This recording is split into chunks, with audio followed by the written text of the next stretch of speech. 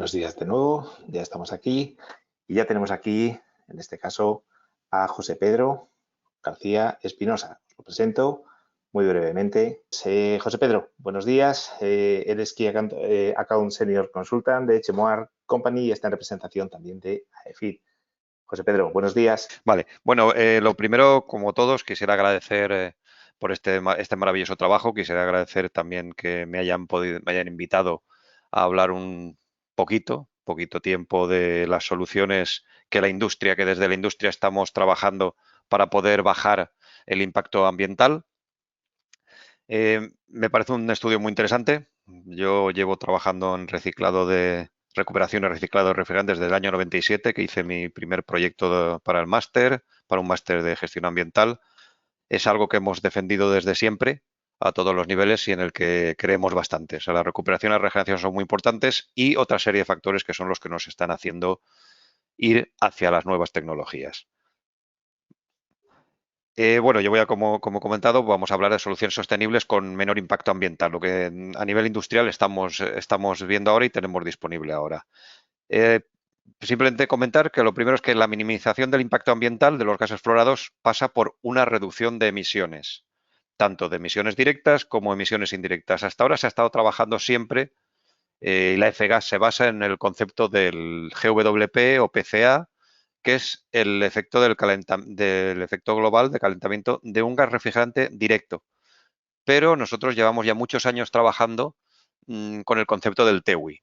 En el TEWI vemos una consolidación de las dos emisiones, de las emisiones directas y de las emisiones indirectas. Cuando calculamos o trabajamos con el TEWI de cada uno de los productos, vamos a tener en cuenta todas las emisiones que produce. ¿Por qué?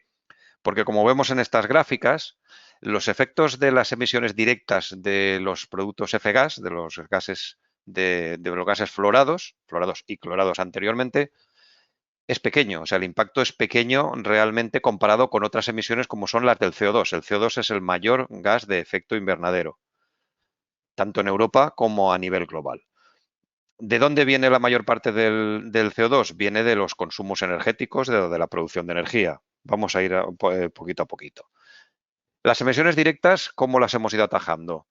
Como ya ha comentado Mariluz, hay legislaciones desde hace mucho tiempo. Empezamos en el año 1974, cuando se empiezan a prohibir, o se empieza a ver que los CFCs, perdón, que tienen un efecto negativo, que destruyen la capa de ozono, y ya se empieza a trabajar sobre la disminución o cómo podemos empezar a cambiarlos. Luego entra el efecto de Montreal, protocolo de Kioto, y llegamos hasta las legislaciones, la famosa F-gas en Europa y ahora las enmiendas al protocolo de Kioto, como la enmienda de Kigali. No voy a entretenerme mucho en las legislaciones porque las ha comentado muy bien Mariluz, entonces voy a ir ya un poquito más rápido.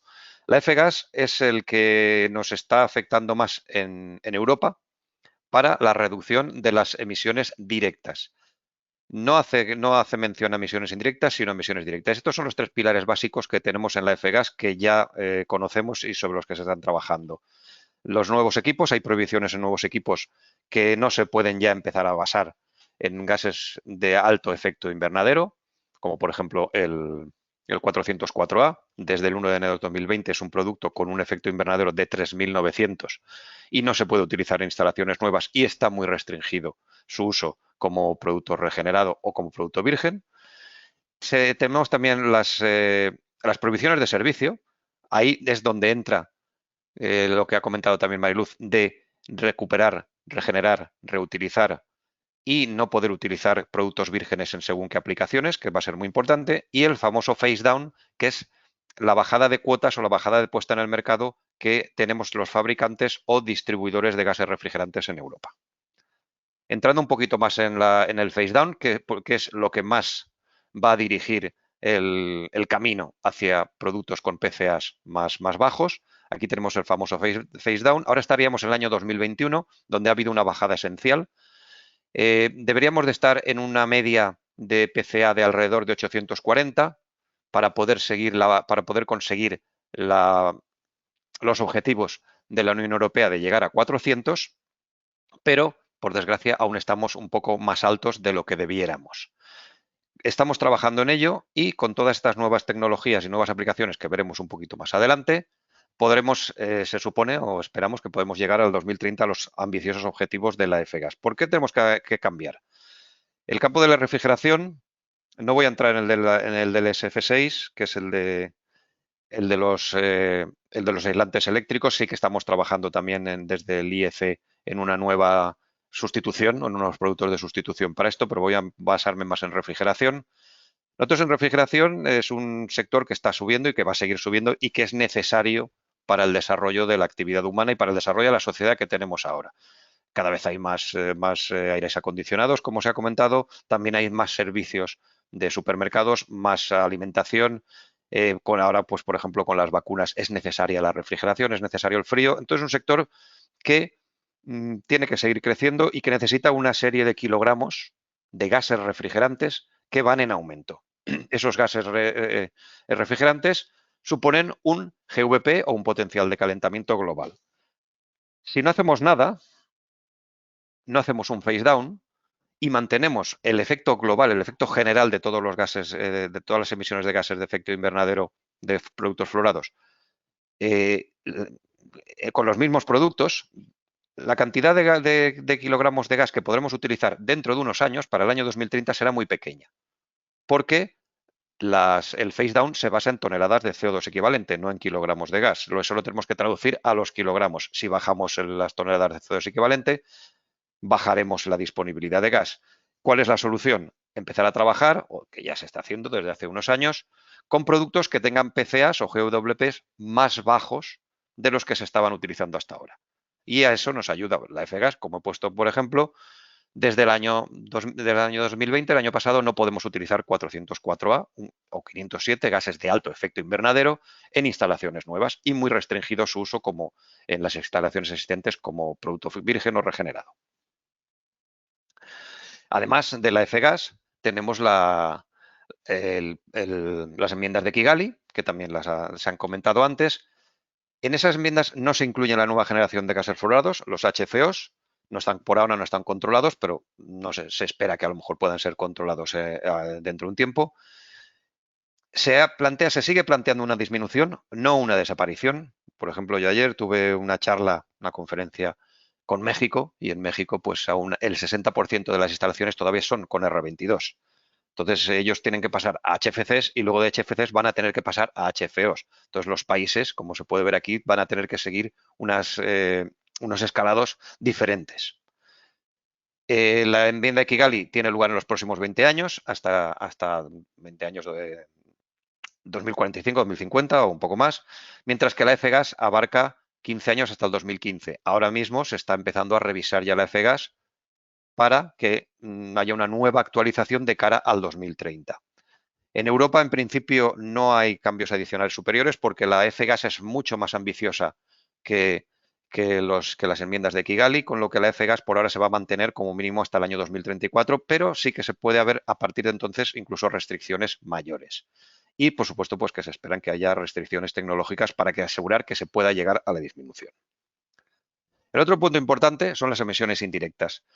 Una vez hemos bajado o estamos trabajando con productos con PCA muy bajo, lo más importante ya no es el efecto de la emisión directa, sino el de la emisión indirecta. Si además esos productos, como hemos visto, los recuperamos y los reutilizamos en sistemas existentes o para crear productos nuevos, pues las emisiones indirectas ya no va a ser lo más importante. Perdón, las emisiones directas no va a ser lo más importante, sino las emisiones indirectas. Y aquí vemos que la mayor parte de las emisiones europeas de efecto invernadero son debidas al consumo de energía. Para conseguir los objetivos de la neutralidad climática en 2050, hay que atajar o hay que reducir ese consumo energético o esas emisiones dependientes de ese consumo energético.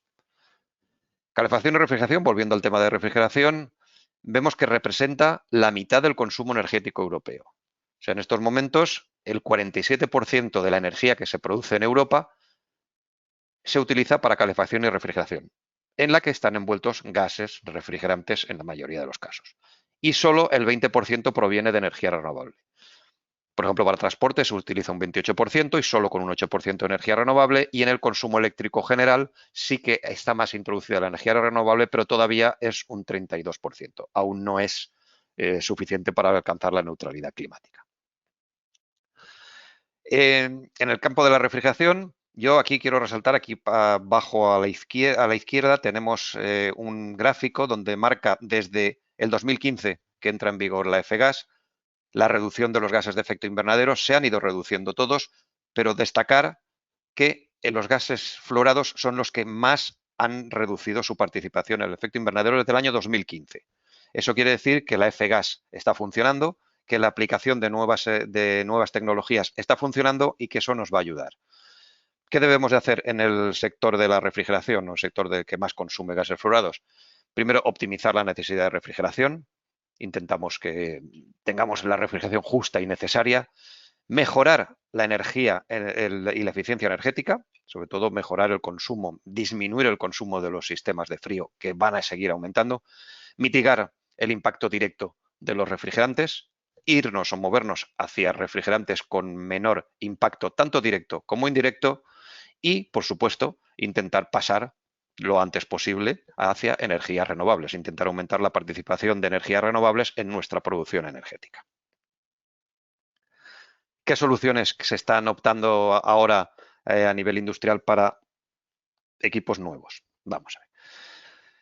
Para un buen refrigerante, un buen gas refrigerante, que es donde más se utilizan los gases fluorados, debe darnos pues, un rendimiento y una capacidad que sean acordes, como mínimo, con los que estamos utilizando ahora. Estamos acostumbrados a unos niveles de eficiencia y, como mínimo, los nuevos refrigerantes tienen que tener una capacidad similar. Un COP que vendrá dado por el consumo energético, por la eficiencia energética, cada vez mejor. Si vamos mejorando los COPs, tenemos una menor eficiencia energética y, por lo tanto, también disminuimos las emisiones indirectas.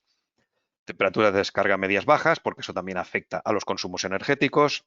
Buena miscibilidad con aceites para que trabajen con los sistemas que tenemos actualmente.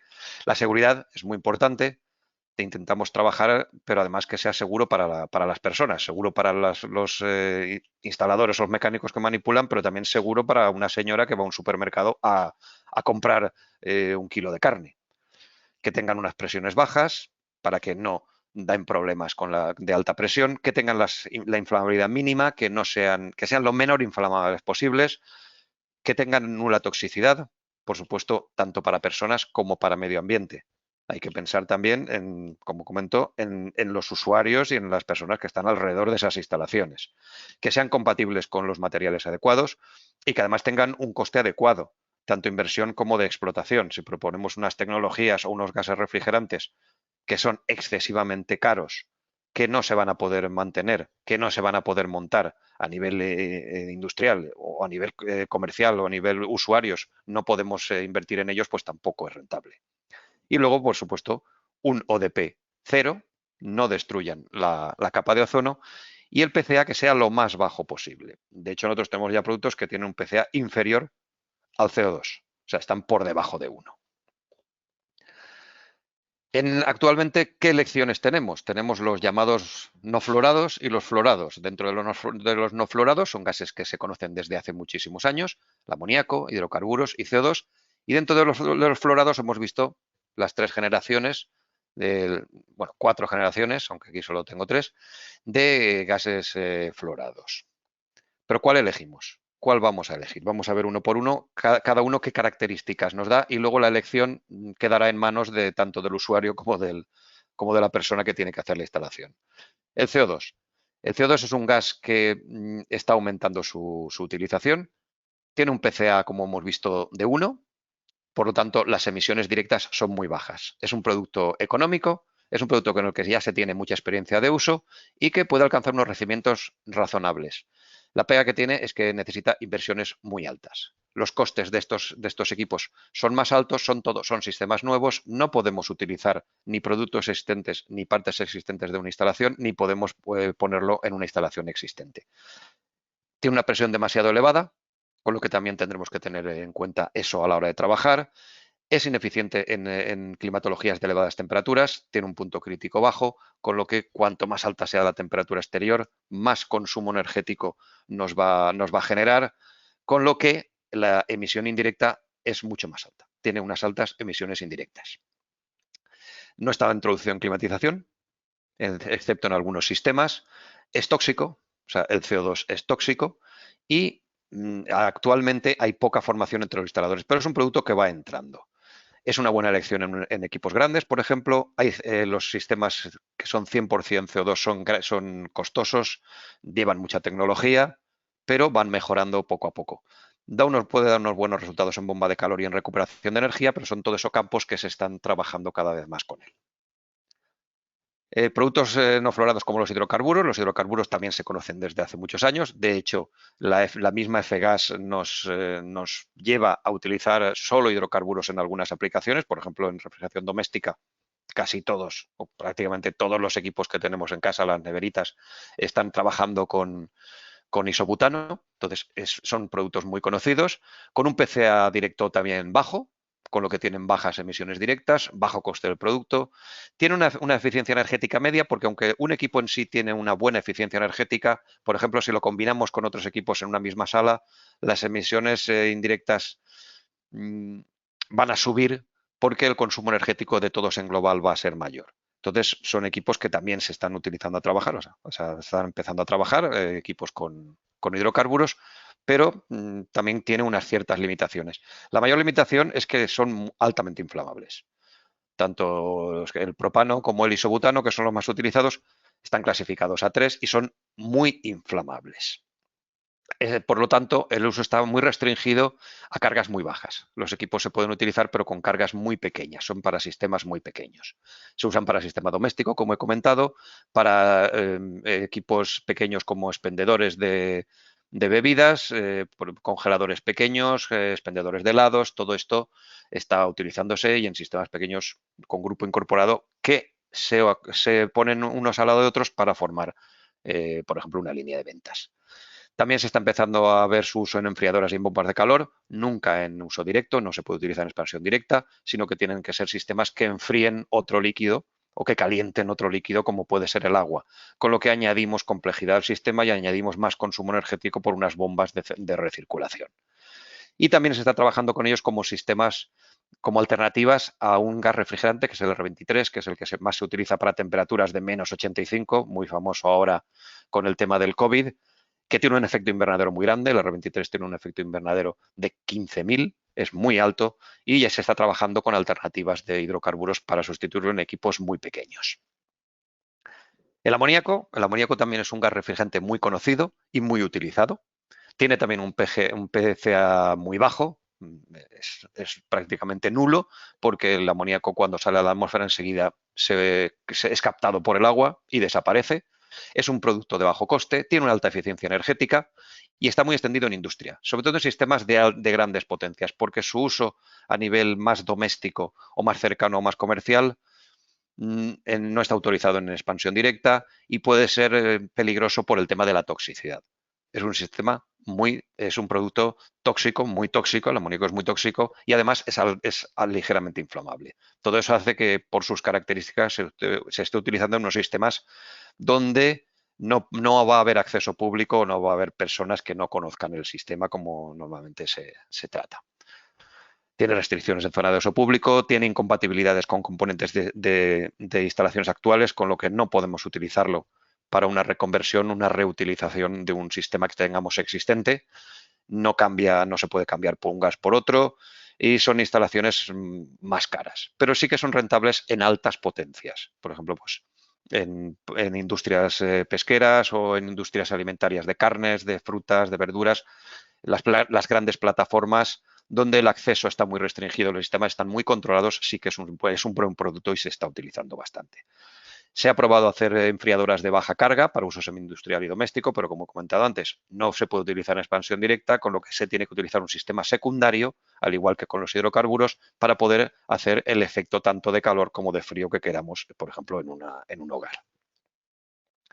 Los nuevos productos son los nuevos productos fluorados, son los famosos HFO. Aquí tenemos las 4 generaciones que teníamos, los clorofluorocarbonos y los hidroclorofluorocarbonos. Se eliminan por dañar la capa de ozono. Ojo, se eliminan en Europa, se eliminan en Estados Unidos, se eliminan en Japón, pero no en el resto del mundo. En África, en Sudamérica, se están utilizando mucho. Como ya comentaba, en México el 60% de las instalaciones siguen siendo de HCFC, que es el R22. Pasamos a los HFCs, que tienen un alto o un medio GWP, con lo que las nuevas tecnologías, las nuevas legislaciones nos hacen que los vayamos eliminando, por ejemplo 404, por ejemplo 410, del que se ha hablado también, y creamos una nueva generación que son los HFOs, que son las hidrofluorolefinas. Características son de muy bajo GWP, con unas muy bajas emisiones directas. Por ejemplo, el 1234YF, que estamos poniendo en nuestros vehículos desde el año 2011, que todo vehículo nuevo, todo coche nuevo que compremos va a llevar el 1234YF, la última revisión de su PCA lo da inferior a 1. Es inferior su efecto invernadero al efecto invernadero del CO2. Son productos que son estables dentro del sistema, pero son inestables en la atmósfera. En concreto, aquí tienen la molécula, se le añade un doble enlace para que cuando salga a la atmósfera rápidamente se degrade. Eso le da el bajo PCA. Tienen un comportamiento similar a los HFCs, que son sistemas muy conocidos, compatibles con los materiales utilizados. La tecnología se puede mantener. En algunos casos pueden hacerse cambios, por ejemplo, de productos hechos con estos refrigerantes en sistemas que gastan productos de alto PCA, como por ejemplo el 404. Podemos hacer una reconversión, sacar el 404 para recuperar, reciclar y reutilizarlo y poner un producto con un envase HFO con mucho menor PCA. Son eficientes, tienen una capacidad similar y sobre todo lo que estamos consiguiendo es que tengan una mejor eficiencia energética, con lo que bajamos también las emisiones indirectas. Se puede combinar también con otras tecnologías, por ejemplo, se está combinando con CO2, se están combinando sistemas de subcrítico con CO2 en una cascada en la que a la primera etapa podemos poner un HFO de muy baja emisión, tanto directa como indirecta, y combinarlo con el CO2 que en bajas temperaturas sí que tiene unos rendimientos bastante interesantes. Estos productos llevan una nueva clasificación de seguridad que es A2L. Las nuevas clasificaciones de seguridad sí que nos van a marcar una serie de pautas para trabajar con ellos. A2L quiere decir que no son inflamables como una 2 o altamente inflamables como una 3, pero no son no inflamables como los HFCs que estábamos utilizando ahora, que son A1, los cuales, bueno, pues nos dan una serie de características con las que tenemos que trabajar, pero todo eso ya está perfectamente legislado. Aquí tenemos las diferencias de las clasificaciones de inflamabilidad. La clasificación de inflamabilidad 2L se crea porque no existía en el año 2016 y aquí se sitúan esta serie de refrigerantes, como por ejemplo se ha hablado también del R32, que nos van a permitir bajar mucho los PCAs, las emisiones directas de los sistemas, pero que también hemos visto que nos van a permitir bajar las emisiones indirectas de los sistemas. Ya voy terminando. Aquí tenemos una tabla con una serie de refrigerantes que ya hay en el mercado. He hablado del 1234YF. Por ejemplo, el PCA de este que aquí compone 4 es del IPCC 4, del AR4, en el AR5, este está por debajo de 1, el ZE, y dos productos que van a cumplir con la legislación FGAS, que nos va a marcar que, por ejemplo, para el año que viene, en refrigeración comercial, el valor medio debe ser inferior, perdón, el valor del producto debe ser inferior a 150 de PCA. Y aquí tenemos 148. Tengan en cuenta que en poco tiempo, en muy poco tiempo, podemos bajar de un producto como el 404 con un PCA de 4000 a un producto como 454C o 454A de 148. O sea, estamos bajando mucho la emisión directa. Además, estos productos nos permiten bajar el consumo energético porque tienen mejor eficiencia energética, con lo que también vamos a bajar el efecto indirecto, las emisiones indirectas, con lo que vamos a bajar el efecto invernadero global de estos productos, tanto directo como indirecto. En Europa está todo totalmente perfecto. Bueno, a nivel mundial están todos regulados. La ISO 817 es la internacional, pero en Europa tenemos la N378 que nos va a marcar la utilización de estos productos. En concreto, en España, todo eso se transcribe en el Reglamento de Seguridad de Instalaciones Frigoríficas, que se publicó en el año 2019 y que entró en vigor el 1 de enero del 2020, donde nos establecen los usos de todo este tipo de refrigerantes, tanto los A3, como hemos visto antes, que serían, que podrían ser los hidrocarburos, los B2L, que sería el amoníaco, los A1, que sería el CO2, y esta nueva gama de productos A2L. Todo esto está perfectamente controlado por industria para que se puedan permitir pues se puedan aplicar las normas de seguridad necesarias para su uso en todos los ámbitos. Además, ayer salió publicado también el reglamento de instalaciones térmicas de edificios, al que también hace referencia el reglamento de seguridad de instalaciones frigoríficas, para facilitar el uso o la adopción de estas nuevas tecnologías con menor carga, tanto de PCA como de emisiones directas e indirectas. Con esto yo termino, no sé si me he pasado, Carlos, porque yo solo me veo aquí mismo. Estás aquí, aquí estoy contigo ya. Nada, fenomenal. Muchísimas gracias a ti Sí, por tu creo que estoy en presentación. tiempo, que he estado en tiempo, he ido, no sé, perdona si he ido demasiado rápido, he intentado recuperar un poquito y son muchas cosas. Y contamos contigo al final de la mesa redonda para si hay alguna duda, si hay alguno de los participantes, pues le surge algún comentario al respecto. Muchas gracias, José Perfecto. Pedro. Un Muchas gracias. placer. Gracias a A ti, vosotros. por favor.